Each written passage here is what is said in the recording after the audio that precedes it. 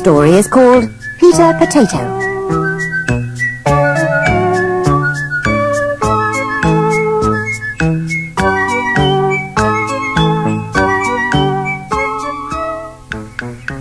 Peter Potato was pretty good at making and mending things. He had endless patience and never tired of inventing new gadgets to make life easier for the garden gang.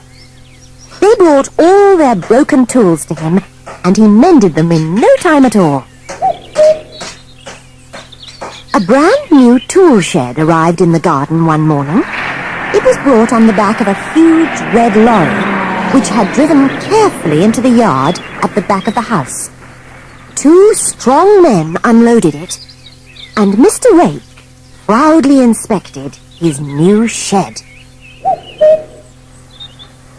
Mr. Rake spent all that day emptying the old tool shed and arranging his tools neatly in the new one.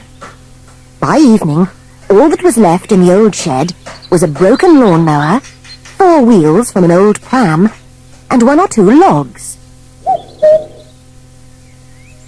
Peter Potato had been watching Mr. Rake all day, and as he had watched, he had made a most wonderful plan. He knew he would need some help if his idea was to work, so he gathered the garden gang together and told each of them how they could help. As soon as it was dark, they all started work. First, the broken lawnmower was brought from the old shed. Then the 4 pram wheels. Then the logs. And they were all packed into Peter's backyard. Finally, the shed itself was carefully taken to pieces, and the wood and glass stored in Peter's yard with the other things. Days went by, and all that could be heard from Peter Potato's shed was banging, clanging, and hammering. Sometimes dust could be seen coming from the shed windows, but always there was the gruff voice of Peter singing as he worked. The garden gang had been asked to stay out of the shed. By the end of July, Peter's shed was beginning to bulge at the sides.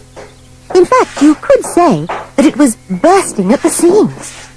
But still Peter kept his secret. "Give me 2 more weeks," he said, "and the job will be finished." It was early in August when the banging, clanging, and hammering finally stopped. The garden gang looked on excitedly as the door opened and Peter Potato came out into the evening sunshine. Although he looked tired and grubby, he had a very contented smile on his face. "It's finished," he said. "Can we see? Can we see?" called out the younger fruit and vegetables. But Peter only smiled and said, "Be here tomorrow evening at 6:30. Wear something warm, because the evenings are growing cooler." With that, he locked the shed door and went home to bed. At 6:30 next evening, the garden gang waited outside Peter's shed door. Peter opened the door and went in.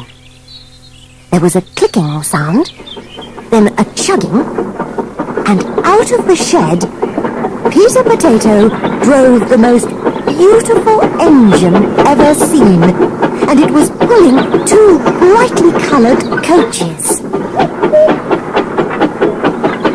The coaches were soon filled with happy, chattering people, and away they went for the first of many nightly rides.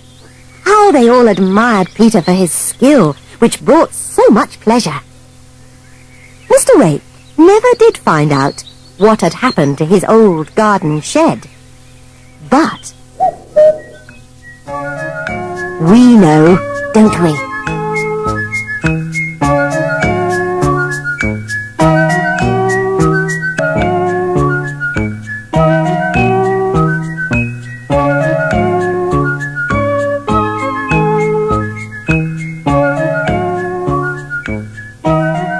And this story is called Alice Apple.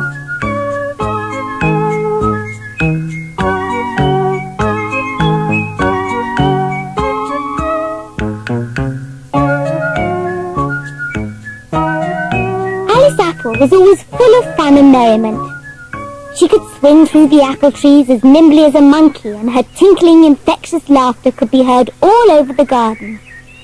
"There goes Alice," the garden gang would say, as they went about their work, and they would laugh too. Alice's laughter attracted many visitors to the garden, especially birds. Her joyous sound made them want to sing, and this they did. The friendly, intelligent robin, the familiar blackbird and thrush, the chattering swallow and chaffinch, all contributed to the rich, sweet song. One day, it had been particularly warm, and Alice Apple had been singing particularly loud and long. Miss Penelope Strawberry had joined in the song. She loved the summer, and although most of the garden gang felt hot and sticky with the heat, Penelope remained as cool and fresh as a daisy. The garden gang had been working very hard. The butterflies had been particularly busy, and all in all they were feeling rather tired and longing for the day to come to a close.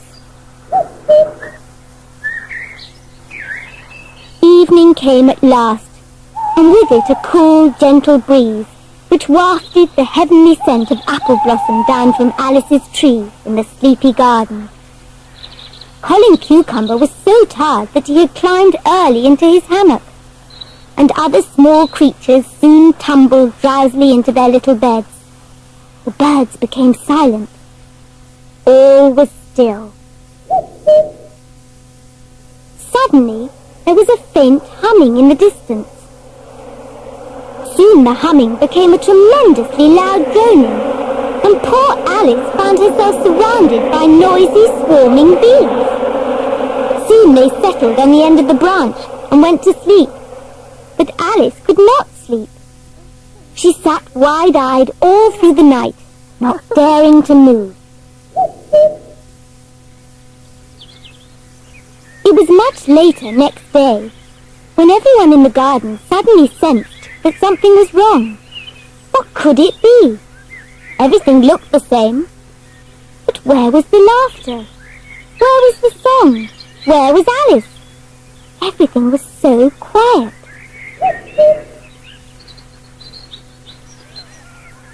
As they all hurried over to the apple tree, there was much confusion. Tin Tomato scratched his nose on a bramble thorn. Someone stamped on Colin Cucumber's toe, and Peter Potato fell over a fat toad who was catching flies in the undergrowth.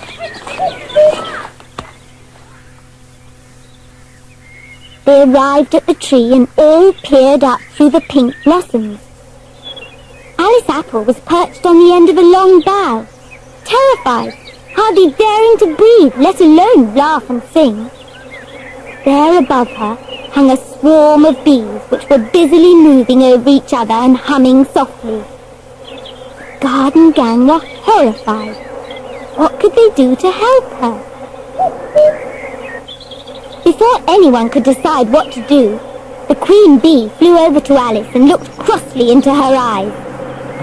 "Alice Apple," she said, "why don't you laugh? Why don't you sing? We have a great deal of honey to make this year. Your merry sounds help us to work. Please laugh. Please sing." Alice's frightened eyes gradually began to smile, and then she broke into peals of joyous sound. The birds began to sing, the garden gang went about their tasks, and the bees busily collected honey. Everyone was happy as the beautiful garden once again rang with Alice's merry laughter.